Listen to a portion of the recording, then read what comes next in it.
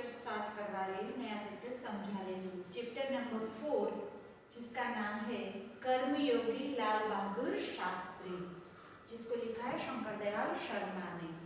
ठीक है, तो सबसे पहले हम हमारे जो शास्त्री जी है उनके बारे में और हमारे जो लेखक है शंकर दयाल शर्मा उनके बारे में सबसे पहले उनका थोड़ा परिचय लेंगे, फिर मैं आपको लाल बहादुर शास्त्री के बारे में बताऊंगी। एक रेखा चित्र है, रेखा चित्र यानी किसी भी व्यक्ति के ऊपर उनके जीवन के कथनी, उनका जो जीवन रहा है उनके बारे में जो हमें जानकारी मिलती है, जो कोई जानकारी देता है, इस तरह से लिखा हुआ जो चैप्टर है उसको रेखा चित्र कहते हैं। तो शंकर दयाल शर्मा ने हमें लाल बहादुर शास्त्री के बारे में यहाँ बताया है, तो हम सबसे पहले उनकी बात करेंगे। तो शंकर दयाल शर्मा जो है वो शंकर दयाल शर्मा है वो भारत के नौवें राष्ट्रपिता थे। कितने? 9वें राष्ट्रपति शंकर दयाल शर्मा का जन्म भोपाल मध्य प्रदेश में हुआ था। हमारे ये राष्ट्रपति बने हुए थे शंकर दयाल शर्मा, पर कितने नंबर पे? 9 नंबर पे थे वो। वह था। आपकी आरंभिक शिक्षा मध्य प्रदेश में हुई, आगे ही पढ़ाई आपने क्रमशः आगरा, इलाहाबाद तथा लखनऊ विश्वविद्यालय में की तथा MA LLB की उपाधियां प्राप्त की। बाद में कैम्ब्रिज विश्वविद्यालय से PhD की उपाधि अर्जित की और वहीं पर 1 वर्ष तक प्रवक्ता रहे। तत्पश्चात भारत लौटकर आप राजनीति में सक्रिय हुए। विद्यालय और सांसद के रूप में आरंभ हुई आपकी राजनीति यात्रा राज्यपाल, उपराष्ट्रपति और राष्ट्रपति के सर्वोच्च पद पर जाकर समाप्त हुई। हिंदी और अंग्रेजी दोनों भाषाओं में आपने अपने अनेक पुस्तकें लिखी, जिनमें से कुछ इस प्रकार है। देशमणि, हमारे प्रदर्शक, प्रतिष्ठित भारतीय तथा हमारे चिंतन की मूलधारा, ये सारे उनके पुस्तक रहे हैं। तो हमारे शंकर दयाल शर्मा जो थे वो हमारे 9वें राष्ट्रपति रहे हैं। उनका जन्म भोपाल में हुआ था और उन्होंने पढ़ाई है वो आगरा और इलाहाबाद से शुरू की थी और लखनऊ विश्वविद्यालय के अंदर भी उन्होंने MA और LLB की उपाधि यानी कि उसकी पदवी प्राप्त की थी। और फिर कैम्ब्रिज यूनिवर्सिटी में कैम्ब्रिज विश्वविद्यालय से PhD की उपाधि अर्जित की और वहां पर 1 वर्ष तक उन्होंने प्रवक्ता के रूप में वहां नौकरी भी की। उन्होंने MA और PhD और LLB, जो वकील बनते हैं वो LLB तक पढ़ते हैं और MA जो मास्टर डिग्री है, ग्रेजुएशन के बाद BA के बाद हम MA की उपाधि प्राप्त कर सकते हैं। और PhD, तो PhD एक डॉक्टरेट डिग्री है, कोई भी सब्जेक्ट के ऊपर उनका संपूर्ण हमें अध्ययन करना होता है, उनके बाद हमें PhD की उपाधि मिलती है।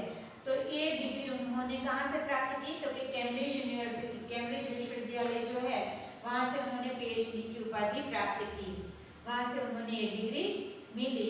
और फिर उन्होंने अपने देश के लिए राजनीति में भी बहुत सारे काम किए, जो यहाँ राजनीति में सक्रिय हुए।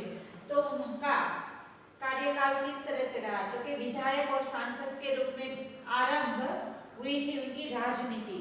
सबसे पहले वो विधायक बने, फिर सांसद बने और इस तरह से उनकी राजनीति हुई। फिर उनका यात्रा राज्यपाल, उपराष्ट्रपति और राष्ट्रपति के सर्वोच्च पद पर जाकर समाप्त हुई। लास्ट में वो राष्ट्रपति बने शंकर दयाल शर्मा।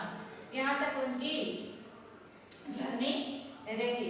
इस तरह उन्होंने देश के लिए भी बहुत सारे कार्य किए। वैसे उन्होंने हिंदी और अंग्रेजी में बहुत सारी पुस्तकें भी लिखी। उनमें से उनके मुख्य पुस्तक इस प्रकार रहे हैं: देशमणि, हमारे प्रदर्शक, प्रतिष्ठित भारतीय तथा हमारे चिंतन की मूलधारा।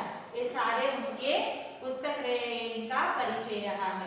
फिर आगे हमें जो चैप्टर दिया है कर्मयोगी लाल बहादुर शास्त्री, उनके बारे में हम कुछ बताते हुए कहते हैं कि कर्मयोगी लाल बहादुर शास्त्री रेखा चित्र में, मैंने आपको पहले बताया ना कि एक रेखा चित्र है, तो के रेखा चित्र में लेखक शास्त्री जी के व्यक्तित्व का विश्लेषण करते हुए यह निष्कर्ष प्रस्तुत करते हैं कि अपनी कर्मनिष्ठा के गुण के कारण लाल बहादुर शास्त्री एक अति सामान्य परिवार से उठकर देश के प्रधानमंत्री पद तक पहुंचे। वे कर्म को ही ईश्वर मानते थे। कर्म के प्रति अटल आस्था एवं संपूर्ण समर्पण उनके जीवन विकास का मूलधार था। इस इकाई में समाविष्ट मूल्य, समर्पण भावना, कर्तव्य निष्ठा, कर्मठता, सेवा, ये सारी चीजों की बात यहाँ में की गई है इस चैप्टर के अंदर। तो हमारे जो लाल बहादुर शास्त्री थे वो कैसे इंसान थे, तो कि वो एक कर्मनिष्ठ थे।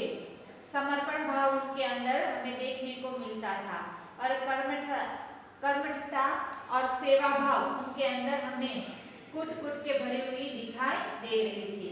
लाल बहादुर शास्त्री वो खुद एक ऐसा इंसान रहे हैं कि लाल बहादुर शास्त्री है वो भारत के सबसे लोकप्रिय नेता थे। सब उनको बहुत ही पसंद करते थे, इसलिए वो सबके लोकप्रिय नेता रहे हैं। जवाहरलाल नेहरू की जब मृत्यु हुई उनके बाद वो स्वतंत्र भारत जो हमारे, उस भारत के वो प्रधानमंत्री बने और इस पद पर उन्होंने 19 महीने तक अपना कार्य किया। वहां तक उन्होंने वो पद संभाला था। इस दरमियान देश में बहुत सारी कठिन परीक्षाएं आई, बहुत सारी घड़ियां इतनी कठिन आई कि हमारे ऊपर पाकिस्तान वालों ने भारत के ऊपर आक्रमण कर दिया और उसी समय हमारे देश के प्रधानमंत्री लाल बहादुर शास्त्री थे। तो भारतीय सेनाओं ने भी उसका मुंह तोड़ उत्तर दिया और सारी दुनिया ने तब मान लिया कि शास्त्री जी बहुत ही अच्छे प्रधानमंत्री हैं, उनका नेतृत्व बहुत ही अच्छा है, उनका लोहा सबने मान लिया। और इस पाठ में लेखक ने कर्म को ही अपने ईश्वर माना है। लेखक यही समझते हैं कि जो अपना कर्म है वो कर्म ही मेरा ईश्वर है और वो अपने कर्म को ध्यान में रखे सारे कार्य करते थे। शास्त्री जी के व्यक्तित्व का सुंदर विश्लेषण यहाँ हमें देखने को मिलता है। यहाँ इस चैप्टर के अंदर हमारे जो शास्त्री जी है वो बिल्कुल ही एक ऐसा इंसान थे जो अपने देश के प्रति इतने वफादार रहे हैं।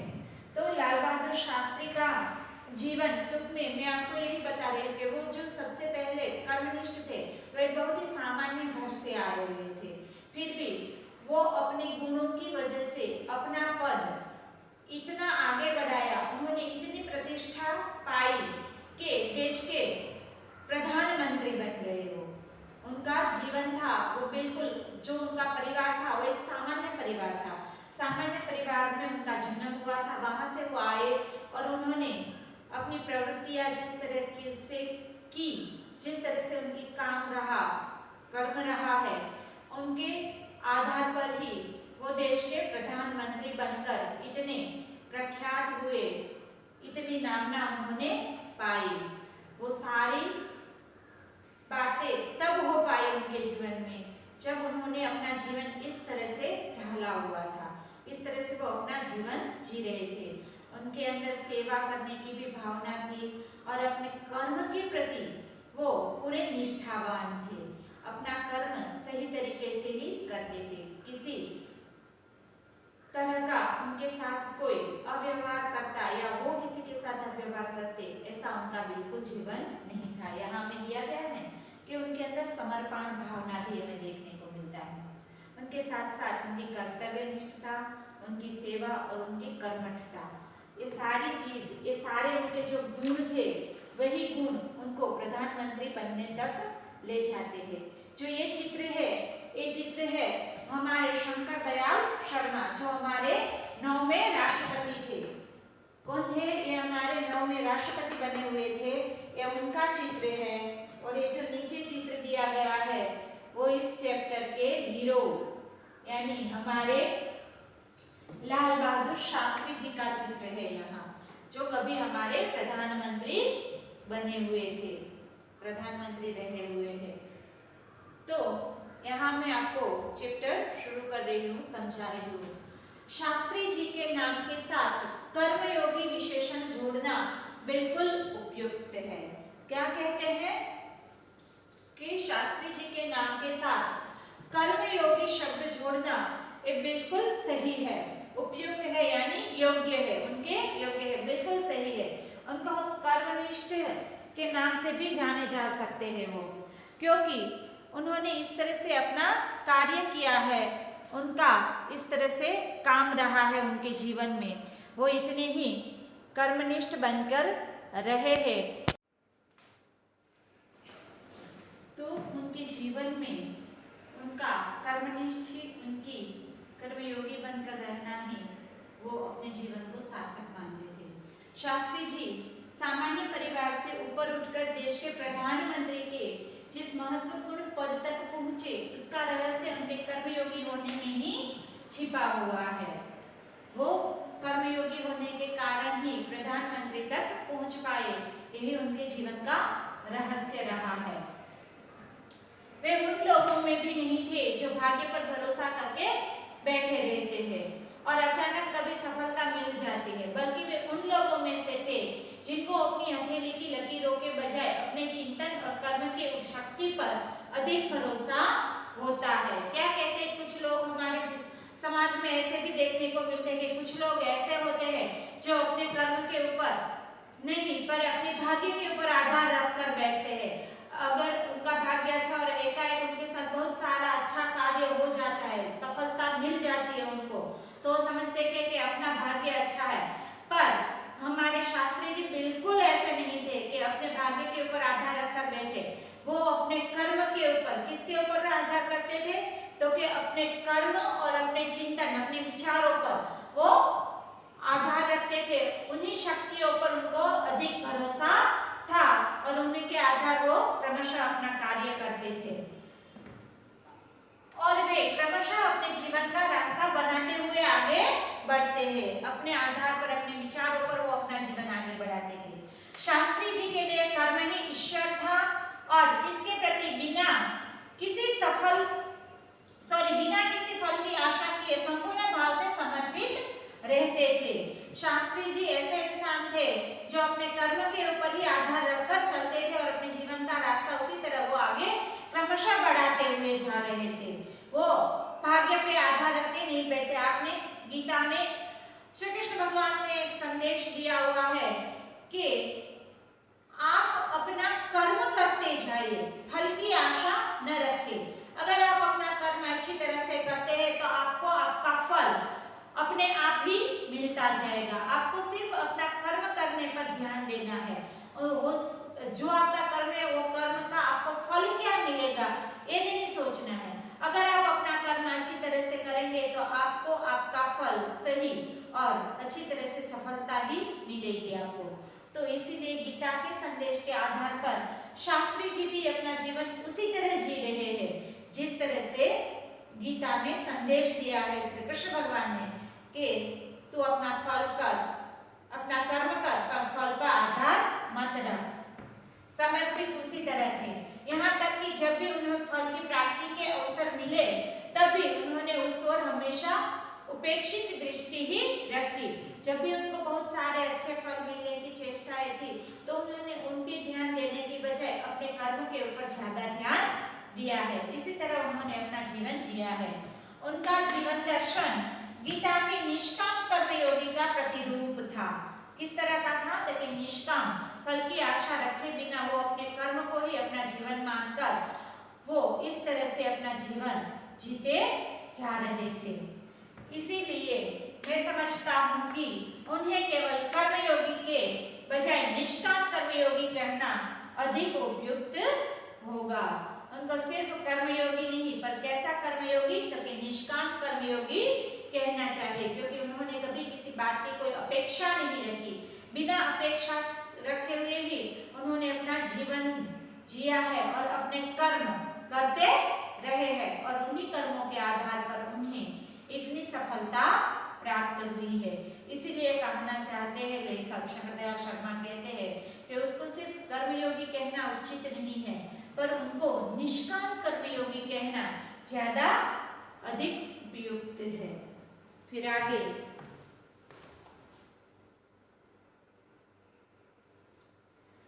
अपने उद्देश्य के प्रति दृढ़ आस्था रखते थे। क्या थी उनकी? दृढ़ आस्था थी उनको अपने जीवन के प्रति। वो जो जीवन जी रहे थे उनके प्रति उनको आस्था थी, उनके अपने कार्य पर पूरा का पूरा भरोसा था। वो अपने कार्य पे ज़्यादा ध्यान देते थे। तो इसी तरह से उस उद्देश्य को प्राप्त करने के लिए कर्म का भाव तथा उस कर्म के प्रति संपूर्ण समर्पण, ये तीन बातें मुझे उनके संपूर्ण चरित्र जीवन दर्शन में दिखाई पड़ती है। अपने एक भाषा में उन्होंने इसी तरह से विचार व्यक्त करते हुए कहा था, यहाँ तक कि भले ही आप राजनीति क्षेत्र या सामाजिक क्षेत्र या किसी अन्य क्षेत्र में कार्य करते हैं, यदि आप उसमें सफल होना चाहते हैं, अपने दायित्व का पूरी तरह से निर्वाह करना चाहते हैं, तो आपके कार्य और समर्पण तथा भक्ति और कर्म में समन्वय होना चाहिए। उन तीनों बातों का साथ में समन्वय जो होना जरूरी है। अगर आप सफल होना चाहते हैं राजनीतिक क्षेत्र में, सामाजिक क्षेत्र में या तो अन्य किसी और क्षेत्र में आपको सफल होना है, तो आपको पूरी तरह से अपना कर्म करना चाहिए, कर्म के प्रति आपका समर्पण होना चाहिए और आपका जो दायित्व है उनके ऊपर आपको पूरा का पूरा ध्यान देना चाहिए। ये तीन बातें हमें अच्छी तरह से शास्त्री जी समझाना चाहते थे। उन्होंने जो उद्देश्य बनाए हुए थे उनके जीवन के यही उद्देश्य रहे हैं हमेशा, कि अपने उद्देश्य के प्रति हमेशा हमें आस्था रखनी चाहिए, दृढ़ आस्था होनी चाहिए, पूरा हमें उन पर विश्वास होना चाहिए। और दूसरी बात उन्होंने ये बताई कि उस उद्देश्य को पाने के लिए आपको अपना कर्मयोग का अनुसरण करना चाहिए। आप जो कर्म करते हैं उनको अच्छी तरह से करना चाहिए। और तीसरी बात उन्होंने ये बताई, कर्म के प्रति पूर्ण समर्पण आपका होना चाहिए। बिल्कुल आपका जो कार्य, आपके कार्य और समर्पण तथा भक्ति और कर्म के समन्वय होना चाहिए। इन तीनों बातों का अगर समन्वय होता है, इन बातों का, आपके कार्य को आपको समर्पित होना है, उनके ऊपर पूरी भक्ति भाव से कर्म करने हैं और इन बातों को अगर आप ध्यान देते हैं तो किसी भी क्षेत्र में आप जरूर ही जरूर सफल हो सकते हैं, आपको कोई रोक नहीं पाएगा। मैं शास्त्री जी की सफलता का रहस्य उनके इसी महत्वपूर्ण चिंतन में मानता हूँ। साथ ही यह भी मानता हूँ कि किसी भी व्यक्ति, समाज और देश के विकास का रहस्य इसी भक्ति और कर्म के सिद्धांत में ही निर्वाहित है। शास्त्री जी का संपूर्ण जीवन श्रम, सेवा, सादगी और समर्पण का अनुपम उदाहरण है।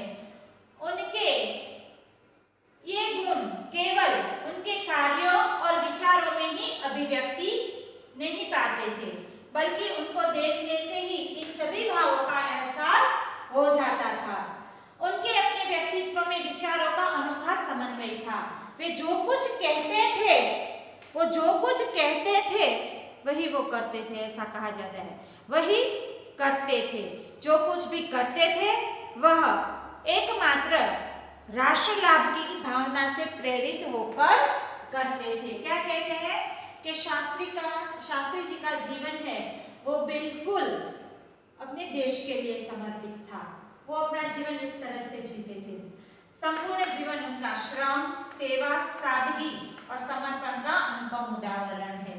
वो श्रमजीवी थे, अपना कार्य करने में कभी उनको सोच नहीं था। वो श्रम भी करते थे, सेवा भी करते थे लोगों की, और सादगी से फिर भी इतना कार्य करने के बावजूद वो अपना जीवन है वो बिल्कुल सादगीपूर्ण, सीधा सादा जीवन जीते थे। और उनको किसी भी बात का इतना घमंड नहीं था, बिल्कुल सादगी से अपना जीवन जीते थे और अपने श्रम और सेवा में वो बिल्कुल समर्पण थे। समर्पित होकर अपना काम करते थे। जो भी कार्य करते थे उनमें वो अपना पूरा का पूरा 100% देकर अपने कार्य करते थे और यही उनका अनुपम उदाहरण उनके सफल जीवन के लिए बना हुआ था। संपूर्ण जीवन वो अपना इसी के आधार पर जीते थे और ऐसा ही उनका जीवन रहा है। उनके ये गुण केवल क्या कहते हैं कि उनके ये गुण है वो केवल उनके कार्यों और विचारों में ही नहीं आप देखते थे, वो सिर्फ ऐसे विचार ही रखते हैं ऐसा नहीं था। जो अपने विचार थे वो विचार सबके साथ मिलकर वो उन विचारों को अभिव्यक्ति नहीं पाते थे, ऐसा नहीं, विचारों में ही अभिव्यक्ति नहीं पाते थे ऐसा नहीं था, बल्कि उनको देखने से ही इन सभी भावों का एहसास भी हमें हो जाता था। उनको देखकर ही हमें पता चल जाता था कि वो किस तरह के इंसान रहे हैं। उनके अपने व्यक्तित्व में विचारों का अनोखा समन्वय था। उनके विचार और उनके व्यक्तित्व दोनों के साथ उनका मेलजोल बहुत ही अच्छा हमें देखने को मिलता था, उनका समन्वय था। जो कुछ कहते थे वही वो काम करते थे, जो कुछ भी करते थे वह एकमात्र राष्ट्र लाभ के लिए करते थे। हम जानते हैं कुछ लोग ऐसे होते हैं कि उनके जीवन की करनी कुछ और होती है, वो करते कुछ और है और कहते कुछ और है। पर हमारे लाल बहादुर शास्त्री जी है वो बिल्कुल ऐसे इंसान नहीं थे। वो जो कुछ भी कहते थे वही वो कार्य करते थे और जो कुछ भी वो काम करते थे वो सिर्फ अपने देश के लिए करते थे, राष्ट्र लाभ की भावना से करते थे। किसकी भावना से? तो कि अपने राष्ट्र का हित हो, जिनमें उनका लाभ हो, ऐसे कार्य वो हमेशा करने में आगे रहते थे। मुझे लगता है कि यह उनके चरित्र की एक बहुत बड़ी विशेषता थी। यह उनके चरित्र की एक विशेषता थी कि वो जो कुछ कहते हैं वही करते हैं और जो करते हैं वो सिर्फ अपने राष्ट्र के हित के कार्य में ही काम करते हैं।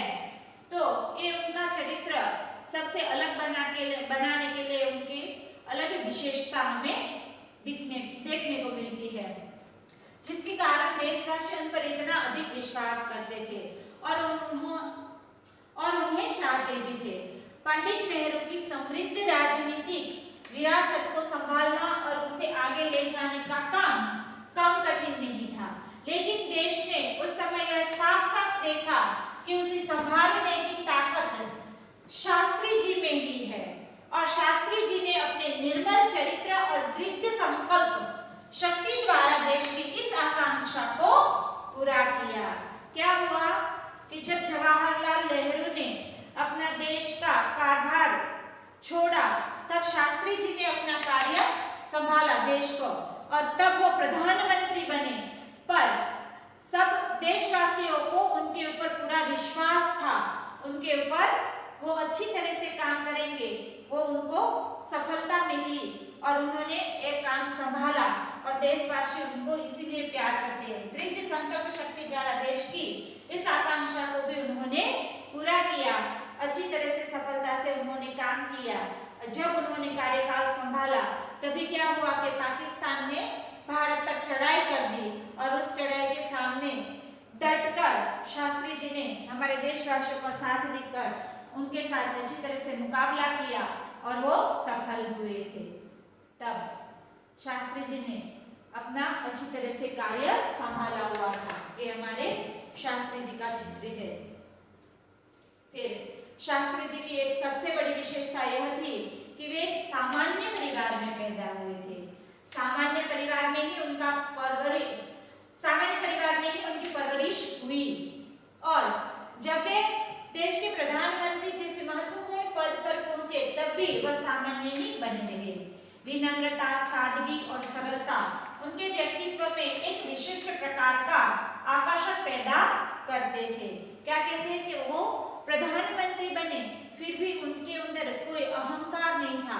आप जानते हैं कभी-कभी ऐसा होता है कि आपको अगर कोई पद मिलता है तो उस पद के साथ आपका मद भी बढ़ जाता है, यानी कि आपकी लोगों को लोभ भी ज्यादा आ जाता है और अहम भी बढ़ जाता है उनका।